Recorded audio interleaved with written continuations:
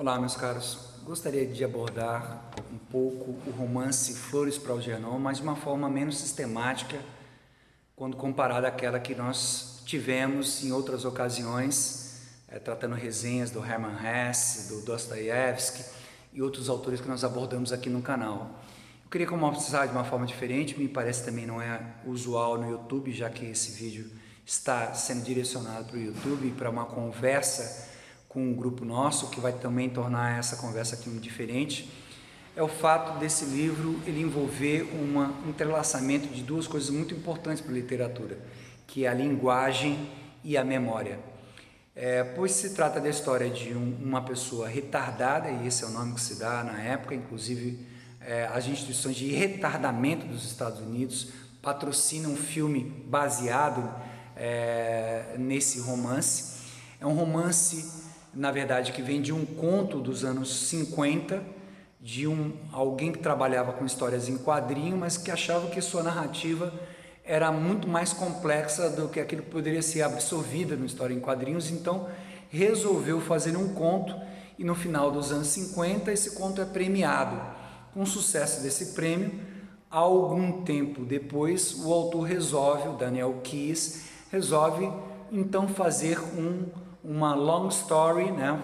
Fazer uma novel, fazer um romance, então pegando mesmo a anatomia do conto, expandindo e com isso aprofundando inclusive a presença de personagens que estão lá presentes, né? Aparecem ao longo do enredo.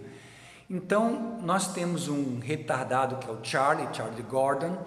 E o Charlie ele tem um problema de deficiência mental, o QI dele é muito abaixo dos normais, e ele está numa escola onde ele tem dificuldade de escrever, dada a dificuldade mental que ele possui, a dificuldade de déficit de aprendizagem, e há uma professora que estimula o Charlie, então, nessa escola, e essa professora ela acaba tomando iniciativas para que ele faça parte de um experimento que pode talvez modificar essa condição de deficiência mental que o Charlie tem. Então o livro é feito em forma epistolar. Epistolar é aquela forma de romance que você faz via cartas ou via relatórios, e outras formas de escritas, mensagens enviadas. Nesse caso são um conjunto de relatórios. Como o Charlie ele tem uma dificuldade de escrever, de aprender a escrever, ele tem,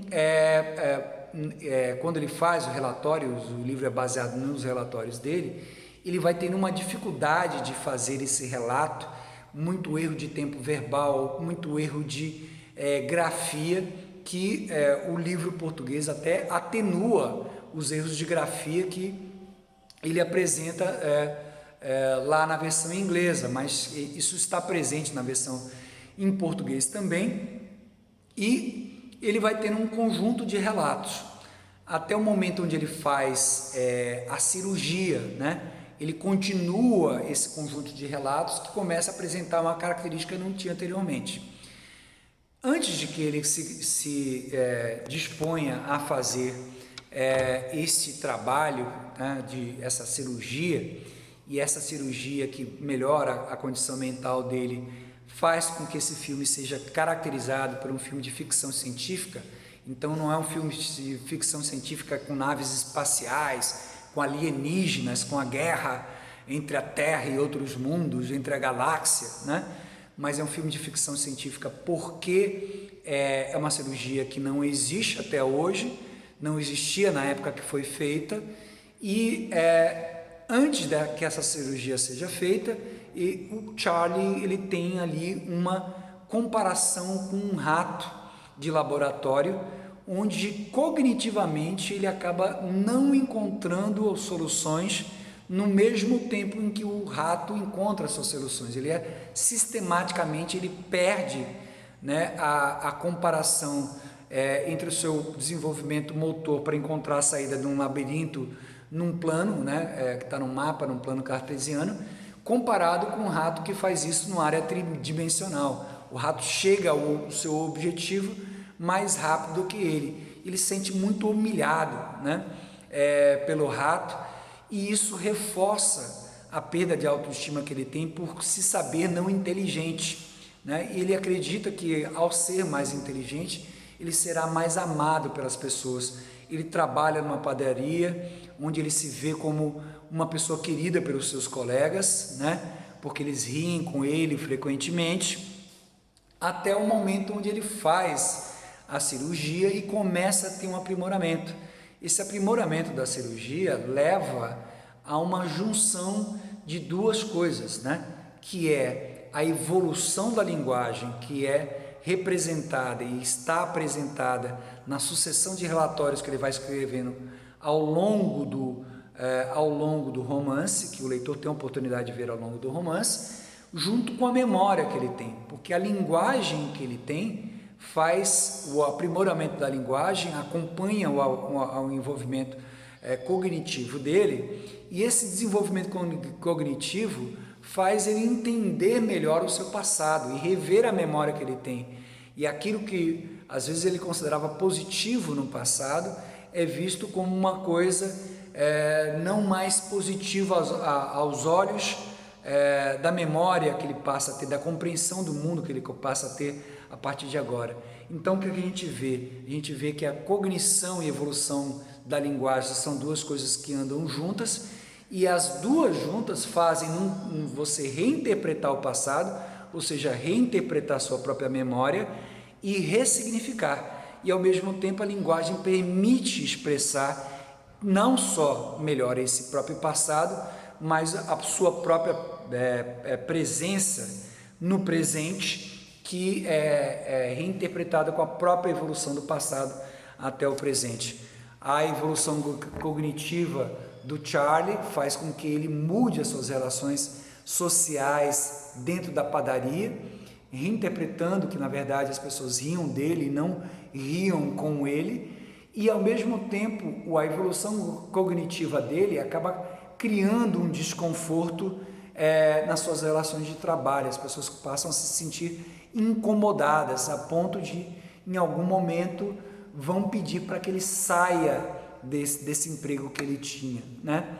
Por outro lado, também a cognição está ligada com o aprimoramento dos próprios afetos e remete a uma relação, uma revisão das relações afetivas com a própria família. O Charlie lá no futuro vai procurar a mãe e vai procurar a irmã, né? E vai reinterpretar as reações que elas tiveram dentro do seu na memória do seu passado, ao mesmo tempo que vai tornar uma relação afetiva com sua professora Alice, né, ou Alice, com o qual ele se encontra no presente.